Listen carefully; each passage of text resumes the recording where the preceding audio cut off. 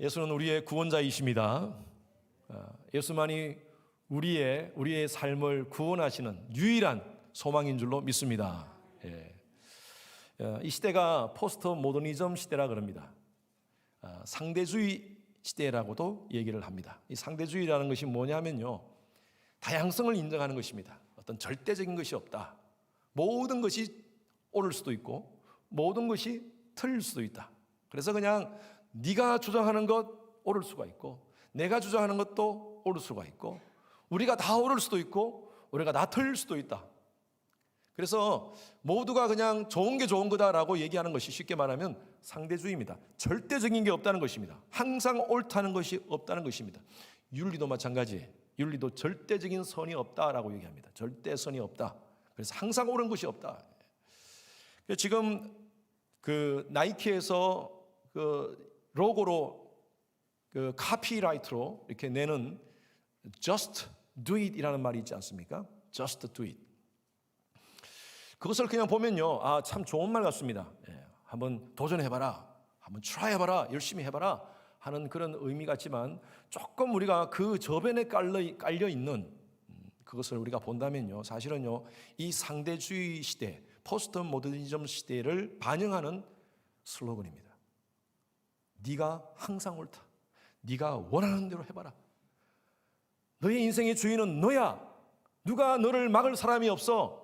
Just do it. 네 하고 싶은 대로 해. 여러분, 이런 시대에 우리는 살고 있습니다. 기독교인들 가운데서도, 교회를 다니는 분들 가운데서도 이 상대적 가치 기준을 가지고 교회 신앙생활을 하시는 분들이 있습니다. 성경을 마음껏 자기 마음대로 해석하고 왜곡하는 분들이 있습니다. 그래서 이단과 사이비가 판을 치는 것입니다. 기준이 없어요. 기준이 없어요. 무엇을 기준으로 삼을 게 없고요, 성경을 기준으로 삼지도 않고요, 자기 이성을 기준으로 삼습니다. 자기의 경험을 기준으로 삼습니다. 교인들 가운데서, 교회를 다니는 분들 가운데서 이런 분이 있답니다. 제가 이건 다른 분을 통해서 들었어요. 가끔 점도 보고요, 운세도 보고요, 신년 되면 운세 보고 점 보고 그러면서 이런 분도 있대요. 제가 이건 직접 들은 게 아니고 간접적으로 다른 분을 통해서 들었어요. 우리 교회 교인은 아닙니다. 가끔요, 마음이 우울할 때 스님들의 설법을 들으면 마음이 평안해진답니다. 그리고 이 목탁 소리를 들으면 기분이 좋답니다. 그러면서 교회를 다닌대요. 여러분, 우리가 믿는 신앙이라는 게 뭡니까? 기독교 신앙이라는 게 뭡니까? 그냥 이럴 수도 있고 저럴 수도 있고 모든 것을 다 용납해. 이것이 바로 종교다원주의라는 것이에요. 종교다원주의. 다 나름대로 종교에도 진리가 있기 때문에 불교나 다른 종교도 다 똑같다. 기독교도 똑같다. 그중에 내가 종교를 하나 선택해서 나가는 것이 교회다. 그 정도입니까? 우리가 예수를 믿는 것이 그 정도예요. 기준과 중심이 없습니다. 그래서 동성애가 어때서? 아니, 왜 교회에서 자꾸 동성애 그렇게 인정하지 않는다고 이렇게 얘기하나? 아니, 사회가 이렇게 돌아가면 좀 동성애를 인정하면 되지 않느냐, 교회에서도. 낙태가 과거에는 그렇지, 지금은 낙태 사람들이 많이 하는데 이것을 교회에서도 좀 받아들이면 어떻겠나? 라고 이렇게 주장하는 분들이 계세요. 월드오미터라는 국제 통계 사이트가 있습니다. 거기에 보면요, 2020년 사람의 이 전 세계 사망 원인 1위가 뭔 줄 아세요? 사망 원인 1위 코비드요? 아니랍니다. 통계에 보면 2020년 낙태로 사람이 죽은 것이요 4,270명이 아니라 10,000명. 여러분, 4,270만 명이 2020년 낙태로 죽었습니다. 이것은 통계로 나온 기록된 것이지 기록 안 된 것은 엄청나게 더 많을 겁니다. 어쩌면 2배, 3배가 더 많을 겁니다. 엄청난 unborn 아이들이 지금 죽고 있어요. 낙태로 그렇게 사람을 죽여도 괜찮은 거예요? 여러분, 이렇게 따지면요, 하루에 12만 명의 아이들이 죽는 겁니다. 전 세계에. 제가 어제 한번 월드오메터에 한번 들어가 봤어요. 그러니까 1월, 2월에 67만 얼마 이렇게 나옵니다. 그런데 마지막 숫자가요, 1초마다 변하는 거예요. 착착착착착착착 올라가고 있어요. 여러분, 이거는요, 병원에서 낙태를 해서 죽은 아이들이 기록되는 숫자예요. 그러면 병원에서 낙태하지 않고 그냥 집에서 낙태하고 다른 방법으로 낙태하는 아이들을 죽는 것은요, 이거는 기록되지 않습니다. 여러분, 이렇게 쉽게 사람을 죽여도 되는 겁니까? 아니, 이것도 트렌드니까 뭐 그거 어떡하겠어요. 여성의 인권을 보호하기 위해서 할 수 없는 거 아닙니까? 예, 그렇지만 사람은 죽이면 안 되죠. 성경에는요, 하나님께서 주신 생명이라고 얘기했어요. 형질이 만들어질 때부터, 뱃속에 생명이 심어질 때부터 인간입니다. 지난 17일 날 사우스캐롤라이나 주가요, 강력한 낙태 금지 법안을 최종 승인했습니다. 그리고 18일 날 주지사가 사인을 하고요, 그 주의회에서 함께 사인에 동참했던 그 상원은 하원원들이 함께 모여가지고 Amazing Grace, How Sweet the Sound, 그 Amazing Grace를 불렀어요. 제가 그 뉴스를 듣고 얼마나 아직 살아있구나 미국이. 경상도 말로 미국 아직 살아있네. 야, 그러니까 하나님이 아직도 붙잡고 계시는구나 미국을. 예? 감사하게도 이 텍사스주는 2013년부터 낙태 금지법을 승인했습니다. 그래서 지금 텍사스주 안에서는 낙태를 시킬 수 있는 그런 병원이 없습니다. 우리가 정말 좋은 데 살고 있습니다. 빨리 이사 오세요. 얼마나 감사한지 정말. 그런데 이 시대가 지금 이렇게 가고 있어요. 무엇이 기준이 없어요. 기준이 없어요. 이렇게 얘기하면요, 남들 다 동성애 인정하고 낙태하는 거 다 인정하는데 기독교 보수주의자들이 왜 이러냐, 왜 이렇게 난리냐라고 얘기할 수가 있을 것입니다. 여러분도 그렇게 생각하십니까? 우리 교인들 가운데서는 그렇게 생각하시는 분 없을 거예요. 세상이 다 그래 가더라도 너희는 이 세대를 본받지 말고 마음을 새롭게 함으로 변화를 받아 하나님의 선하시고 기뻐하시고 온전하신 십자가의 도, 하나님 말씀, 이거 붙잡고 살아가는 것이 바로 그리스도인 아닙니까? 여러분, 예수를 믿는다는 것은요, 바로 십자가의 도대로 살겠다는 거예요. 하나님 말씀이 나의 삶의 중심으로 살겠다는 것입니다. 이것을 절대적인 진리로 붙잡고 살겠다는 것입니다. 마가는요, 이런 삶을 사는 자들을 제자라고 얘기합니다. 제자. 그리스도인이 뭐냐? 그리스도인은 십자가의 도를 인생의 중요한 기준으로 삼고 그 말씀대로 따르는 제자가 바로 그리스도인인 줄로 믿습니다. 제자가 됩시다. 그냥 예수 믿는 거, 교회 다니는 거, 말로만 믿는 걸로 하지 말고요, 진짜 한번 제자가 되어 봅시다. 오늘 말씀은요, 예수님께서 제자를 부르시는 그 장면입니다. 예수님께서 처음으로 제자를 부르실 때 이렇게 말씀하세요. 나를 따라오라. 나를 따라오라. 하나님, 예수님께서 우리를 불러주십니다.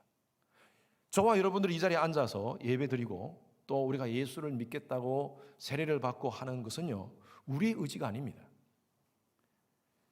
에베소서 2장 8절 9절 말씀에 보면 너희가 그 은혜를 인하여 믿음으로 말미암아 구원을 받았다 그랬어요. 하나님의 은혜를 통하여 우리가 하나님의 자녀가 된 줄로 믿습니다. 그렇기 때문에 이것은 우리가 하나님을 믿게 된 것이 아니라 하나님 우리를 불러주신 거예요. 오늘 제자들 부르는 것도 마찬가지입니다. 예수님께서 마가복음 1장 16절 17절 말씀을 같이 한번 읽어볼까요? 같이 읽어봅시다. 한 번 더 읽습니다. 시작. 갈릴리 해변으로 지나시다가 시몬과 그 형제 안드레가 바다에 그물 던지는 것을 보시니 그들은 어부라. 예수께서 이르시되 나를 따라오라. 여기까지만.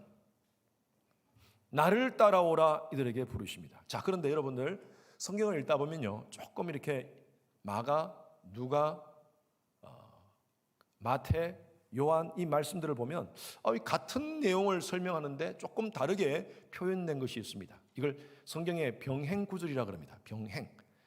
그런데 마태, 마가, 누가는요, 똑같이 이 내용을 기록을 했는데 거의 비슷하게 기록했습니다. 물론 좀 보면요, 강조점은 좀 다릅니다. 포인트가 조금 다르게 표현했지만 그러나 이 내용을 그냥 기록하고 있습니다.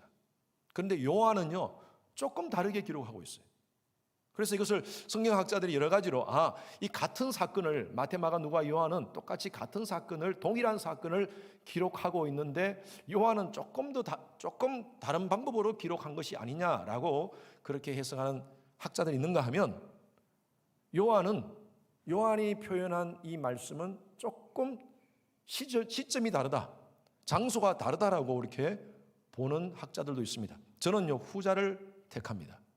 왜 그러냐면 그 이유를 제가 말씀을 드릴게요. 요한복음에 보면 요한복음 1장 40절 보십시오. 요한복음 1장 40절에 보면 이 요한복음 1장 35절부터 이 제자에 대한 얘기가 나오는데, 안드레라는 사람이요, 예수님의 제자가 아니라 원래는 세례 요한의 제자였습니다.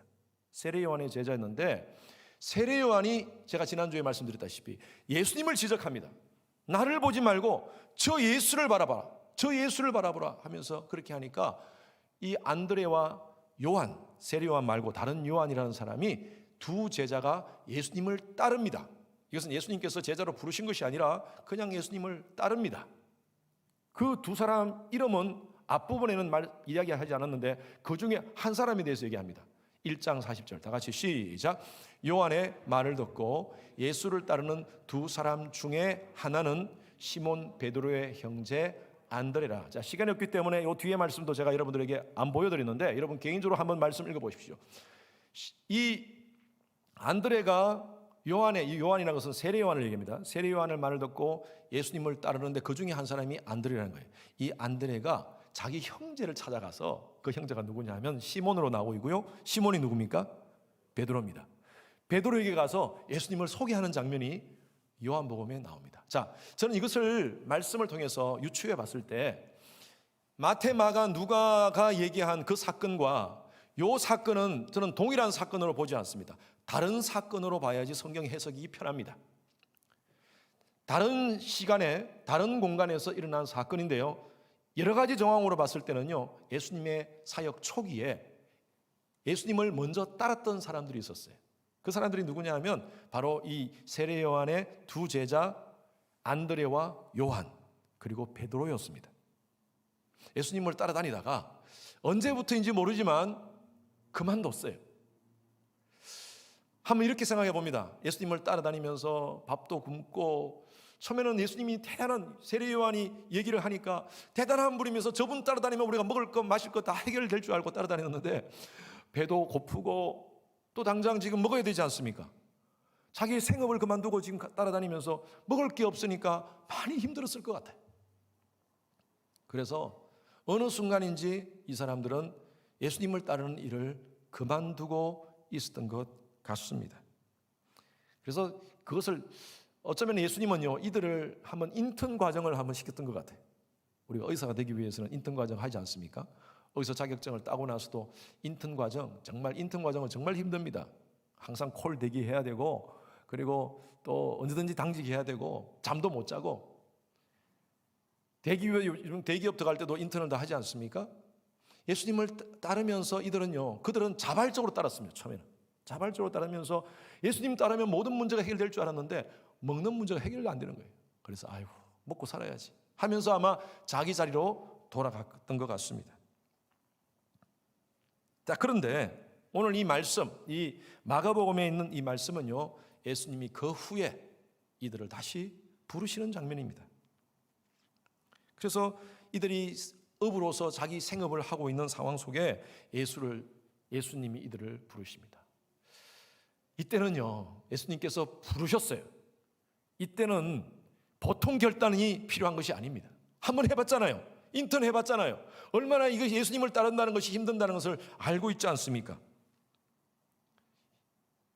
이런 상황 속에서 예수님께서 그들을 부르십니다. 마가는요, 이 모든 것을 전개해 나가면서 예수님을 믿는다는 건 뭐냐? 이것을 우리에게 암시적으로 표현하고 있습니다. 여러분, 예수를 믿는다는 것이 뭡니까? 단순히 지적 동의? 예수 믿는 걸로 하자. 내 마음에 그냥 결정, 다짐? 예수 믿는 걸로 난 지금부터 하자. 이것으로 끝나는 겁니까? 마가는 그게 아니라는 겁니다. 예수를 믿는다는 것은 예수를 따른다는 것이고, 예수를 따른다는 것은 예수의 제자가 된다는 것이라는 거예요. 자, 그런데 이 두 번째 예수님의 이들의 부르심에 대해서는요, 특징이 있습니다. 이들이 최선을 다하고 있을 때입니다. 자신의 삶에 최선을 다하고 있을 때입니다. 놀 때 부르신 게 아니에요. 빈둥빈둥 집에서 그냥 들어누워 있을 때 예수님께서 부르신 게 아닙니다. 이들이 자기 일에 최선을 다하는 그런 삶을 살고 있을 때 예수님께서 이들을 부르셨습니다. 자, 16절, 17절 말씀 다시 한번 띄워보세요. 마가복음 1장 16절, 17절 말씀에 보니까 시몬과 그 형제 안드레가 바다에 그물을 던지고 있을 때, 열심히 자기 생업에 최선을 다하고 있을 때입니다. 한동안 한국에서 이런 얘기 했었어요. 대학 떨어지고 갈 데 없으면 신학교나 가지. 여러분, 대학 떨어지고 갈 데 없으면 가는 곳이 신학교입니까? 할 거 없으면 목사나 되지? 전도사나 되지? 아니면 선교나 가지? 여러분, 저 모든 거 다 안 되고 하면 그렇게 가는 곳이 바로 신학교고 선교지고 목사가 되는 것입니까? 지금은 그게 좀 많이 바뀌어졌는데, 저는요, 제가 이렇게 여러 가지 그런 목적으로 신학교에 들어오고 그렇게 목사나 전도사가 되겠다고 하신 분들 다 실패하더라고요. 다 실패. 소명감이 없이 하나님 앞에서 쓰임 받겠다고 그렇게 나온 분들요, 하나님께서 다 사용 안 하세요. 근데 자기 일에 최선을 다하여서 할 때 하나님이 때로는 그분을 부르실 때가 있습니다. 간혹 그런 경우 있습니다. 하나님이 그 사람의 환경을 다 막으시고, 정말 다 막으시고 신학교로 부르는 경우가 있습니다. 잘 되는데 막으세요. 하나님이 계속 막으세요. 제자들 보면요, 자기 일에 최선을 다할 때 제자들을 예수님께서 부르십니다. 마가복음 1장 18절 말씀 보십시오. 같이 읽습니다. 시작. 곧 그물을 버려두고 따르니라. 20절 말씀 시작. 곧 부르시니 그 아버지 세베대를 품꾼들과 함께 배에 버려두고 예수를 따라가니라. 예수님께서 부르시니까요, 이들은 주저하지 않습니다. 여러분, 곧이라는 말이 계속 반복되죠. 곧 그물을 버려두고, 곧 부르시니 배를 버려두고 그물과 배를 던집니다. 인턴 과정을 통해서 얼마나 힘든 걸 알았어요. 그럼에도 불구하고 그들은요, 곧 그물을 던집니다. 배를 던집니다. 어떤 것을 할 때는요, 대가가 필요합니다. 대가 지불이 필요해요. 포기와 내려놓음입니다. 내가 원하는 물건을 가지려면요, 돈을 지불해야 됩니다. 맞죠? 돈을 지불해야지 내가 그 물건을 가질 수 있지 않습니까? 우리가 좋은 몸매, 건강한 몸을 만들려면요, 먹는 거 절제하면서 운동해야 됩니다. 이것도 대가 지불이에요. 우리 남편들 가정에서 좋은 남편 되기 위해서는요, 밥 먹고 저녁에 밥 먹고 소파에 앉아서 TV 보고 앉아 있으면요, 안 됩니다. 대가 지불을 하셔야죠. 딱 설거지 하는데 딱 서가지고 설거지 촥 해야 돼. 그래야지 좋은 남편으로 인정받지 않습니까? 근데 저는 요즘요, 좋은 남편이 되기 위해서 하는 것보다 이제는 제 마음 가운데 사랑하는 마음이 생깁니다. 갈수록. 아내가 몸이 좀 약해지고 몸 아파하고 하니까요, 이제 과거하고 다르게 좀 다른 마음이 생겨요. 측은지심? 이렇게 표현할까요? 여러분, 우리가 어떤 것을 위해서 대가를 지불한다는 것은요, 사랑하는 마음이 없이는 안 됩니다. 결혼을 할 때도 마찬가지잖아요. 우리 결혼할 때 세 단계가 있습니다. 처음에는요, 관찰, 탐색의 단계입니다. 야, 누가 내 결혼 대상인가? 자기 결혼 대상을 찾습니다.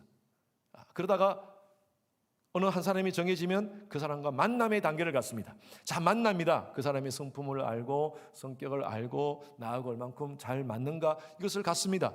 그러다가 마음을 딱 결정하면 그 다음부터는요, 헌신의 단계입니다. 여러분, 결혼은요, 헌신입니다. 헌신. 혼자 살다가 결혼하고 나서도 나 혼자 살듯이 그렇게 살면 안 되는 거죠. 그때부터는요, 아내하고 같이 맞춰야 돼요. 남편하고 같이 맞춰야 되는 거죠. 저는 신앙생활도 같다고 봅니다. 우리가 신앙생활 하면서 예수를 믿는 것도 마찬가지. 하나님께서 우리를 불러주셨지만 정말 내가 신앙생활 하면서 이렇게 처음에는 교회를 몇 번 와봅니다. 이거 탐색의 단계라고 볼 수 있겠죠. 그러다가 내 마음을 딱 굳습니다. 나 이제 세례받아야겠다. 세례받고 예수님을 영접합니다. 이건 믿음의 단계입니다.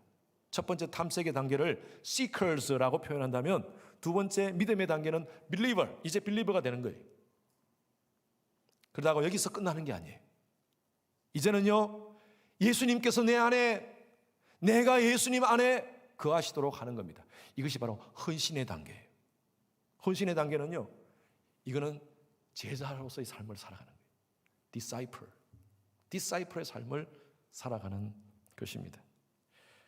제가 어제 우리 아내하고 파크, 집 가까운데 파크를 같이 산보를 했습니다. 산보를 하는데 저기 가다 보니까 어떤 분이 강아지를 끌고, 여자분이 강아지를 끌고 이렇게 강아지가 앞으로 이렇게 가다가 딱 스톱하더라고요. 그래서 저는 이렇게 보면서 딱 하니까 강아지가 거기서 응아를 하는 겁니다. 응아.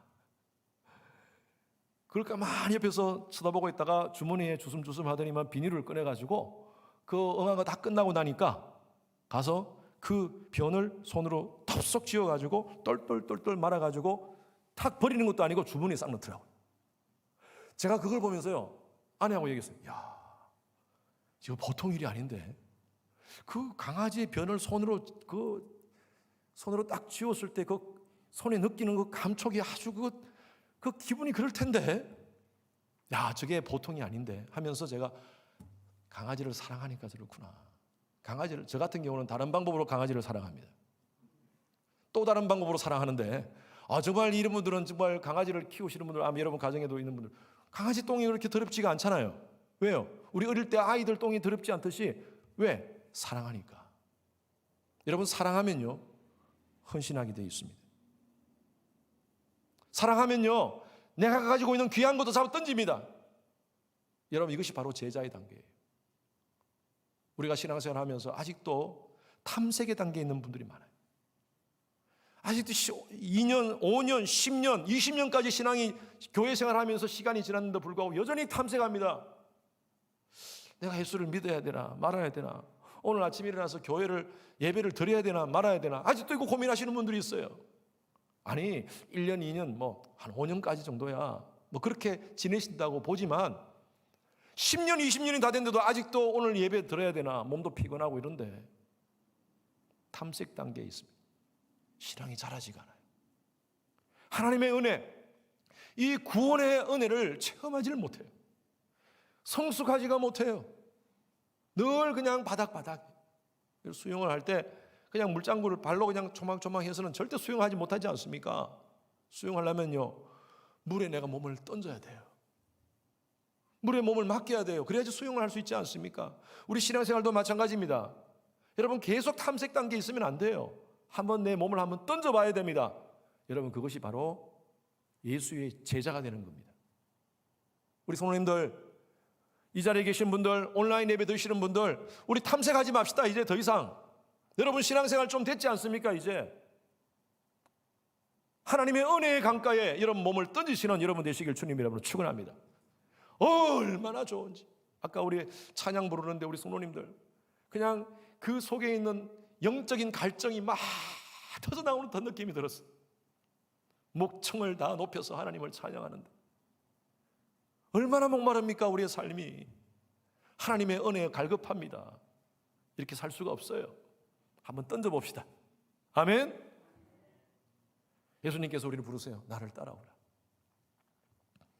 근데 부르시는 목적이 있습니다. 왜 예수님께서 우리를 부르시느냐? 두 번째, 우리에게 사명을 부여하시기 위해서요. 사람 낚는 어부 되게 하게 하시기 위해서. 우리 17절 말씀 한 번 더 읽겠습니다. 시작. 예수께서 이르시되 나를 따라오라. 내가 너희로 사람을 낚는 어부가 되게 하리라 하시니. 다시 제자들 얘기로 돌아가서, 제자들은요 인턴 생활을 하면서 너무너무 힘들었어요. 우리가 지금 제대로 우리가 지금 뭐 하고 있는 건가? 아니, 우리가 먹고 살겠다고 예수를 따랐는데 예수 따르니까 먹을 것도 없고 똑같이 고생하는 인생인데 오히려 돈 버는 게 낫겠다, 고기 잡는 게 낫겠다 해서 다 생업으로 돌아가 있었어요. 여러분, 사람들은요 먹는 거 중요합니다. 먹기 위해서 열심히 일하고요, 먹기 위해서 우리는 공부도 열심히 하고 해야 됩니다. 그런데 우리는 먹기 위해서 사는 겁니까?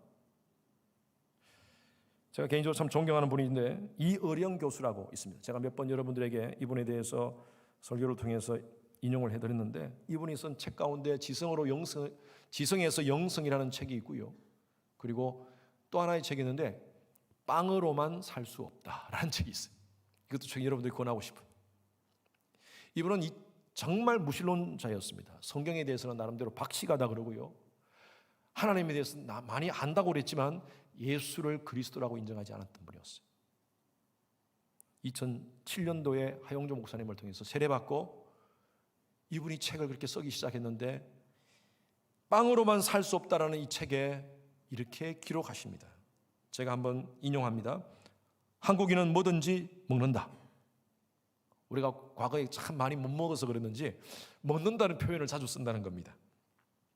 음식은 물론 나이도 먹고 마음도 먹고, 마음 먹기 달렸다 그러잖아요. 돈도 먹어야 되고 욕도 먹고. 우리 옛날에 챔피언 권투 선수 챔피언이 나 엄마 챔피언 먹었어 할 때 챔피언도 먹고 꼴도 먹고. 이처럼 한국 사람들은 모든 것을 먹는 것으로 표현한다. 왜냐하면 먹어야 산다라는 생각 때문이다. 그러나 먹어야 사는 것은 사실이지만 사는 것 자체가 먹기 위함은 아니다. 먹기 위해서만 사는 것이라면 우리는 동물과 다를 바가 없다. 여러분, 동물은요 본능적으로 먹고 싶으면 먹는 거예요. 수단과 방법을 다 동원해가지고 다른 동물을 죽이면서도 자기는 먹으면 되는 거예요. 그런데 인간은 그렇지 않다는 거예요. 세상은요 먹기 위해서 살으라고 얘기합니다. 가장 중요한 게 물고기 아니냐. 너 그 물고기 없으면 어떻게 살래? 물고기에 목숨 걸어라. 물고기를 얻기 위해서 수단과 방법을 다 동원해서 살아라 라고 세상은 그렇게 외칩니다. 사람들도 그렇게 살고 있습니다. 이 당시의 제자들도 물고기 없어 어떻게 사나. 그래서 물고기를 위해서 혈안이 되어서 물고기를 잡고 있었던 것 같습니다. 마가는요 그 상황을 아주 자세하게 표현하지 않았지만 누가복음에, 이 병행 구절인 누가복음에는 이 상황을 조금 더 자세하게 기록되어 있습니다. 이들이 물고기를 잡고 있는 상황 속에서 밤새도록 물고기를 잡으려고 했지만 한 마리도 잡지 못했어요. 그때 예수님께서 이들에게 나타나시는 장면, 누가복음 5장 4절 6절 말씀 같이 읽습니다. 시작. 말씀을 마치시고 시몬에게 이르되 깊은 데로 가서 그물을 내려 고기를 잡으라. 시몬이 대답하여 이르되 선생님, 우리들이 밤이 새도록 수고하였으되 잡은 것이 없지만은 말씀에 의지하여 내가 그물을 내리이다 하고, 그렇게 하니 고기를 많이 잡은 것이 심이 많아 그물이 찢어지는지라. 밤새도록 고기를 못 잡았지만 예수님께서 말씀하십니다. 예수님께서 이들에게 나와서 말씀하세요. 베드로는 깜짝 놀랐을 거예요. 왜? 예수님을 떠났잖아요. 도저히 인턴 생활이 너무 힘들어가지고 그냥 예수님을 떠났잖아요. 그런데 예수님이 그 앞에 서십니다. 그리고 깊은 데로 가서 물고 그물을 내려라. 여러분, 이 상황을 한번 생각해 보십시오. 예수님은요 목수 출신입니다. 고기 잡는 건 모르시는 분입니다. 아마 이 베드로 입장에서는 아니 고기에 대해서는 내가 최고 잘 아는데 어떻게 목수 출신인 예수가 나한테 얘기를 하느냐, 아마 처음 만났으면 그랬을 거예요. 근데 이 베드로는 예수님을 압니다. 그 말씀에 순종합니다. 그리고 그물을 그 시간에 자기의 지성, 자기 가지고 있는 경험 다 내려놓고 예수의 말씀대로 순종하면서 그물을 내립니다. 엄청난 고기를 잡았습니다. 여러분들이 베드로라면 어떻게 할까요? 와, 물고기 많이 잡았구나. 야, 돈 많이 벌었구나. 오늘 완전히 돈 엄청나게 벌었구나. 아마 주위 사람들이 너무나 기뻤을 거예요. 야, 베드로 너무 좋겠다. 너 돈 많이 벌었구나 라고 그렇게 얘기했을 것 같죠? 그 다음 베드로의 반응을 보십시오. 8절 말씀 시작. 시몬 베드로가 이를 보고 예수의 무릎 아래에 엎드려 이르되 주여 나를 떠나소서 나는 죄인이로소이다 하니. 여러분, 왜 이 반응을 했을까요? 제가 이렇게 이 말씀 때문에 마태, 마가, 누가와 요한이 표현한 것이 다르다고 제가 보는 겁니다. 다른 사건이라고 보는 것입니다. 동일한 사건이 아니라 다른 사건으로 보는 거예요. 이 지금 상황 속에서 이미 예수님을 따라보면서 정말 그 예수의 그 십자가의 그 길이 얼마나 귀한 줄을 알고 있는데도 불구하고 힘든 것 때문에, 물고기 때문에 자기가 삶을 지금 이 물고기를 위한 삶을 살고 있는데 예수님께서 자기를 부르신 거예요. 고기가 문제가 아니에요 지금. 힘들다고 예수를 따르면서 힘들다고 도망왔던 자기 자신의 모습을 본 겁니다. 베드로가 간음죄를 저질렀습니까? 살인죄를 저질렀습니까? 사명을 저버리고 사명을 망각하고 살아가는 자기 모습이 너무너무 예수님 앞에 부끄러웠던 거예요. 그래서 이렇게 고백한 겁니다. 나는 죄인입니다, 주님. 나는 예수님 앞에, 당신 앞에 설 수가 없습니다. 여러분, 하나님께서 우리를 부르신 목적이 있습니다. 그것은 사명 때문입니다. 저와 여러분들을 하나님의 자녀, 하나님의 백성으로 부르신 것은 분명한 하나님께서 우리를 향한 사명이기 때문에 부르신 겁니다. 여러분, 지난 1년 동안 어떻게 사셨습니까? 팬데믹이 벌써 1년 지났어요. 정말 이 팬데믹 속에서 우리가 먹고 물고기 걱정하며 살지 않았습니까? 어떡하나? 내가 혹시나 코비드 걸리면 어떡하나? 내가 우리 가정이 먹을 것이 없으면 어떡하나? 우리 자녀들이 먹을 것이 없으면 어떡하나? 우리가 그거 걱정하면서 살지 않았습니까? 중요합니다. 물고기도 중요하죠. 그러면서 우리 사명 망각하지 않았습니까? 우리가 본질적으로 해야 될 일이 뭔지. 여러분, 오늘날 교회가 해야 될 일이 뭔지 아세요? 하나님께서 주신 사명입니다. 그 사명 망각하면 안 되는 거예요. 예수님께서 베드로에게 다시 사명을 다시 생각하게 하십니다. 누가복음 5장 10절 말씀, 다 같이 시작. 예수께서 시몬에게 이르시되 무서워하지 말라. 이제 후로는 내가 사람을 취하리라 하시니. 베드로의 사명이 뭐였어요? 사람 취하는 겁니다. 그래서 예수님께서 이렇게 말씀하시는 거예요. 오늘 우리 본문 말씀에는 지금까지 너는 업으로 물고기 잡는 업으로 살았지만 이제는 I will make you fishers of men. 사람 낚는 어부가 되도록 하겠다. 내가 너희들로 하여금 사람 낚는 어부가 되도록 하겠다. 너희들이 사명이 뭔지는 아냐? 사람 취하는 것이다. 여러분, 오늘날 교회가 이거 망각하면요, 직무유기입니다. 지금 우리 지난주에 텍사스가 난리가 났는데 주지사가 아니고 상원 의원 중에 한 사람이 캠콘에 놀러 갔대요. 내가 이름은 얘기하지 않겠습니다. 공분을 살지 않습니까? 어떻게 그럴 수가 있느냐?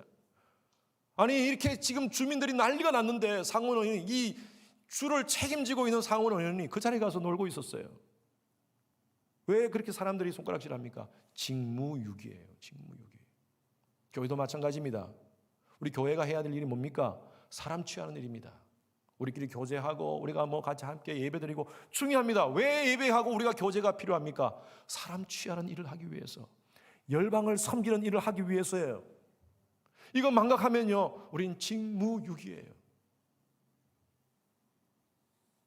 여러분, 우리가 사람 취하는 일을 하기 위해서는요, 예수님께서 두 가지 중요한 단어를 우리에게서 말씀하신 거예요. 버리라, 그리고 따르라. 버릴 것 버려야 됩니다. 우리가 예수님을 믿고 예수님의 제자가 되기 위해서는요, 여전히 습관, 하나님께서 원치 않는 잘못된 습관 가운데 있으면서 예수님을 따를 수가 없습니다. 제자들은 그들의 거물을 버렸어요. 배도 버렸어요. 아무 대가 지불 없이 어떻게 예수님을 따를 수 있겠습니까? 하나님 앞에 헌신하지 않고 하나님께 바르게 드리지 않고, 여러분, 물고기 많으세요? 돈 많이 버셨어요? 여러분, 그것이 복이라고 생각하고 축복이라고 생각하십니까? 아닙니다. 저는요, 목회하면서 많은 그런 분들을 봤어요. 하나님 믿는다고 하고 하나님 섬긴다고 말은 많이 하고, 내가 어떻게 돈 많이 벌면 교회를 짓겠다라고 그렇게 얘기하시면서 그런 분들도 있을 거예요. 선교 나는 나중에 돈 많이 벌어가 선교 가겠다 하시는 분이 있는데 끝까지 못 가시더라고요. 선교. 지금 헌신 안 하면요, 하나님은 안 주세요. 아니, 돈 많이 벌었어요. 물고기 많아요. 그런데 그 약속 다 망각하고 살면, 사람 취하는 그 약속 다 망각하고 살면요, 하나하나씩 망가지더라고요. 가정이 보니까 하나하나씩 가정이 망가지고 자녀들이 망가지고 사업이 나중에 망가지고. 왜 그런 줄 아세요? 예수 안 믿는 사람, 하나님께서 부르지 않은 사람들은요, 그렇게 살아도 하나님께서 내버려 두세요. 그걸 유기입니다. 유기. 내버려 두세요. 그러나 하나님의 백성들, 하나님께서 부르신 하나님의 사람들은요, 그렇게 살면 안 된다는 겁니다. 저와 여러분들은 하나님께서 택하신 하나님의 백성인 줄로 믿습니다. 그냥 살면 안 돼요. 이제 제자로 삶을 살아야 될 줄로 믿습니다.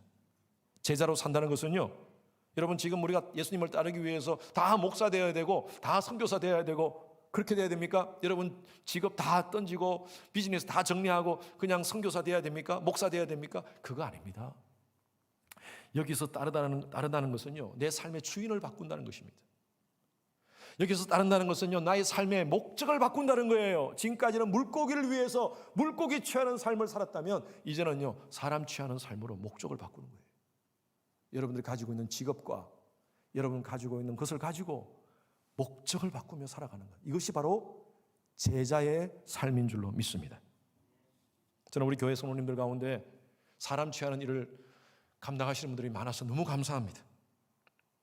우리 비즈니스, 자기의 비즈니스를 통하여서 여러 가지 많은 일들, 부동산 업을 하시는 분들은 교회에 어떻게 하든 자기가 좀 손해보더라도 그 사람을 교회로 끌어오기 위해서 그렇게 노력하시는 분들이 계세요. 얼마나 감사한지. 직장생활 하시는 분들도 내가 조금 손해보고 조금 안 좋은 일을 당하더라도 어떻게 하든 내 모습을 통하여서 예수가 드러나는 삶을 살기 위해서 사람 취하는 그런 일들을 하시는지 얼마나 감사한지. 우리가 팬데믹 가운데서 다들 경제적으로 힘들고 어렵지만 주위에 힘들고 어려운 사람들을 도와주면서 사람 취하는 그 사역을 하시는 우리 성도님들이 계십니다. 얼마나 감사한지. 하나님이 기뻐하실 줄로 믿습니다. 하나님께서 그런 자들에게 더 많은 물고기도 주실 줄로 믿습니다. 우리는 제자들입니다. 제자들은요, 예수님께 운명을 건 사람들이에요.